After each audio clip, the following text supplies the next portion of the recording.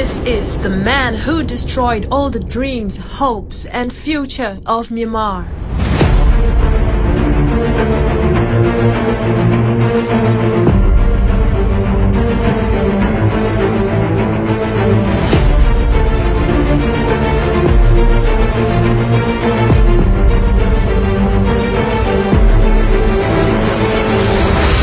Mother and children abandoned their home and lost their beloved ones.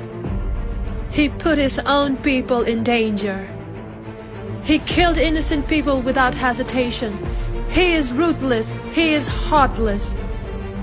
He is the man who sold his own country for his power hunger. We never recognized him as our leader. We never elected him as our president. We will never accept him.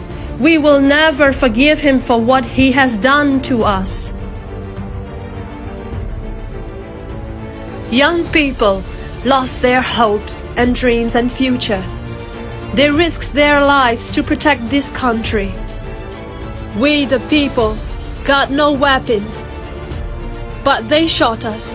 We, the people, never harmed them, but they beat us to death. We, the people, want the justice.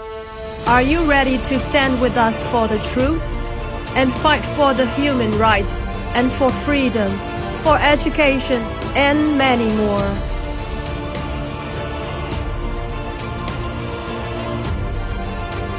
In 2021, the military launched a coup. During the pandemic of COVID-19, thousands of people died. The military arrested doctors and volunteers in the civil disobedience movement, restricted delivery of oxygen and medicine to resistant areas. Military targeted mobile clinics and makeshift hospitals. Economic crisis impact the entire country. No education, no electricity, no jobs, and no future. Humanitarian aid in Myanmar today is not just abstracted, it is weaponized, politicized, and used to suppress rather than save. In 2023, extremely severe cyclonic storm Mocha strikes Myanmar, and severe damage in Rakhine, Chin State, and Sagaing. Thousands of people have been displaced. But the military withheld aid from Rohingya and ethnic communities, stored UN food in military bunkers. The military is hijacking international aid to reward their supporters. Myanmar is the country suffered the natural disaster every year. In 2024, monsoon floods in Magway and in Rakhine states. The military blocked assessments by international agencies and delayed permission for local NGOs. We resumed that the military attacks in flood-affected zones. At the same time, in 2024, a compulsory conscription law enacted by the military junta in Myanmar. The law was enforced on February 10, 2024. Millions of lives are in darkness, and on top of that, the daily challenges and security issues hit the Myanmar people's trauma double.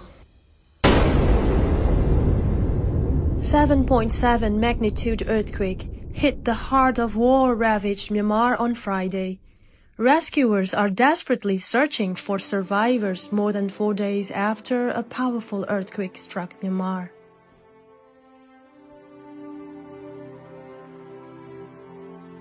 Meanwhile, airstrikes have continued in disaster zones. The military spread false claims blaming PDFs for attacks on relief convoys and delayed international access and controlled aid routes.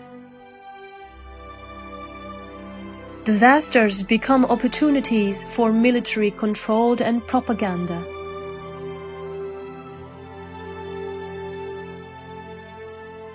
On Tuesday, around 9:30 p.m., the military fired at the Chinese Red Cross convoy near Almaty village in northern Shan State after the convoy had failed to notify them of its presence in advance. In Myanmar, delivering humanitarian aid has become an increasingly perilous task, not only for local actors, but for international personnel as well. Humanitarian neutrality cannot exist when assistance is subject to approval by those who target civilians.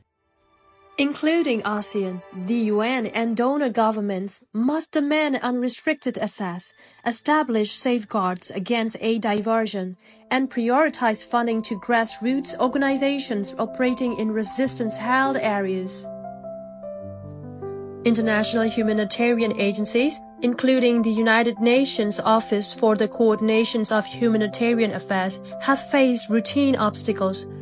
Permits withheld, staff movement blocked, and access limited to regime-approved zones.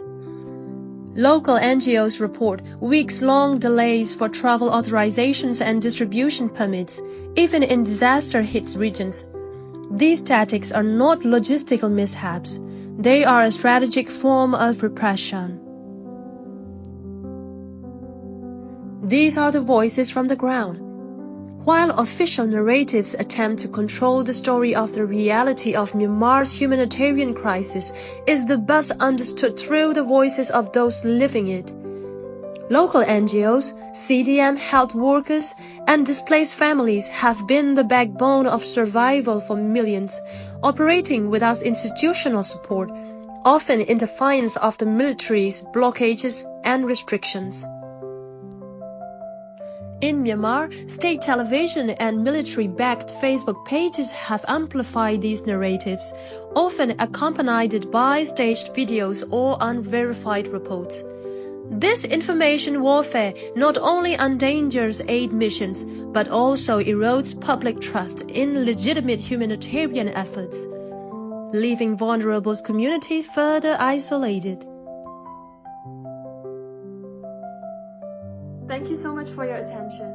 We need your help. Please support and help us. If you really want to help us must go through directly to the people, not to the military junta. There are lots of trusted local organizations on the ground. You can go and contact them and support them. There are lots of people risking their lives to provide the support and saving lives. Thank you so much for your cooperation. Thank you.